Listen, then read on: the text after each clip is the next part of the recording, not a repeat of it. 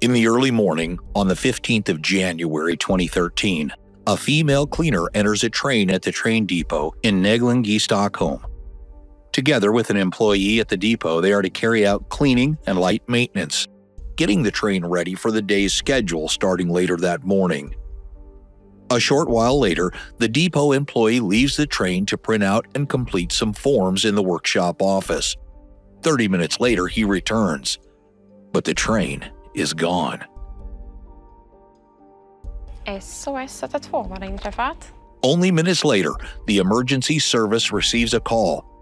A train has crashed at high speed into an apartment building. In the train wreckage, a lone female passenger is found severely wounded. When asked by the rescue services what she was doing on the train, she answers, "I was only cleaning," before being rushed off to the hospital and put in a medically induced coma. Only cleaning doesn't fly with the train company Arriva and the Stockholm Public Transit Company. The cleaners stole the train and took off, they tell the press a few hours after the crash. Now, they only have to figure out why. The woman, lying sedated in the hospital, quickly becomes international news. A Stockholm rail cleaner has been arrested after stealing a high-speed train. A high-speed train has derailed and crashed into an apartment block in Stockholm. It was being driven by a female cleaner who is accused of stealing the train from a depot where she was working. But did she really steal the train? Here's what really happened. At 1:44 a.m. on the 15th of January 2013, the last scheduled train on the Saltsjö commuter railway arrives at the train depot at Neglingi, Stockholm. The driver of the newly arrived train steps out and is relieved by an employee at the depot who couples the unit to another, which is already parked on track 3 at Neglingi. Until the first train of the day departs, cleaning and light maintenance are planned to be carried out on the train. A young female cleaner, with less than a month on the job, enters the train and joins the depot employee.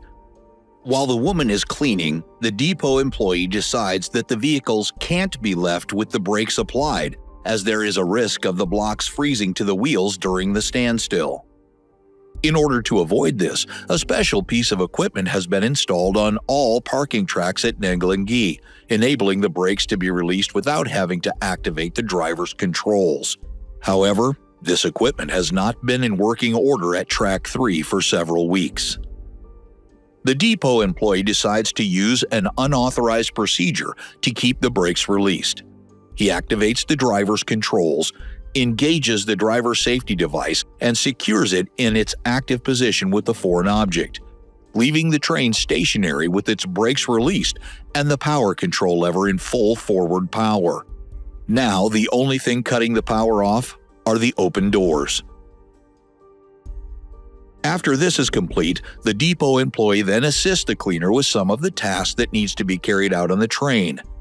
A short while later, he leaves the train for the workshop office. In the driver's cab, the controller key is left in the lock. The cleaning of the car floors involves sweeping sand and grit out through the passenger doors. Since dirt in the door guides can prevent proper door function, a final move is usually to close the doors to check that the doors are functional.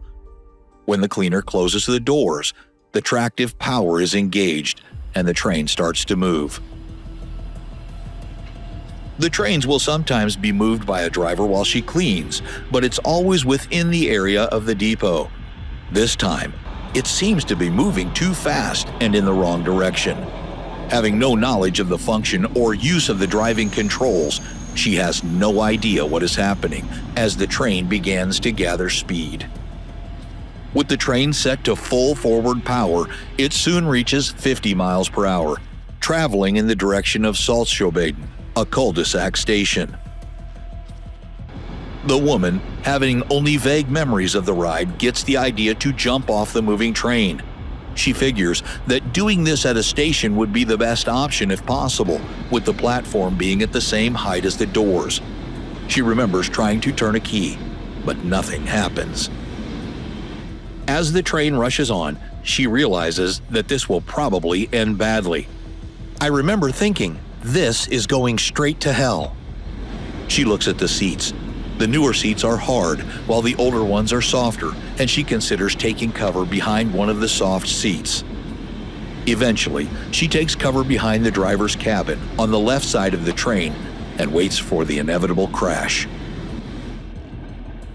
1 minute and 40 seconds after the train took off from the depot, the train runs through the end barrier and collides with an apartment building 30 yards beyond the end of the track. Inside the apartment, a resident is asleep when the train hits. The train tears through the wall of his kitchen, 10 feet away from his bed. Now wide awake, he can hear a woman screaming and crying from somewhere inside the wreckage. When the emergency services arrive, they locate a critically injured young woman trapped in a small opening behind the driver's cabin on the left side. The right side is completely mangled. The train is immediately reported as stolen. An official spokesperson for Arriva, the SL, and the police claim only hours after the crash that the cleaner is the culprit. A freak train accident is too big of an event for several Swedish news agencies to tread lightly, and reports everything at face value, well aware that no investigation has even begun. All fingers now point at the young woman who becomes international news as the Swedish train thief.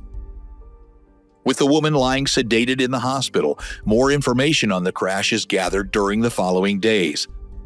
It doesn't take long for officials to come to the conclusion that the train was probably not stolen. When it eventually becomes clear that the young woman did not actually steal the train, the tables are turned. The train companies themselves now become the targets. "How could you claim she stole the train?" one media outlet asked an official at Arriva. That's what the first reports claimed. It became a truth taken for granted. We put the same question to a journalist at one of Sweden's biggest news agencies. The answer we got was, "That's what the first reports claimed. We only act as a link between our sources and our audience." Wasn't that Arriva's position as well?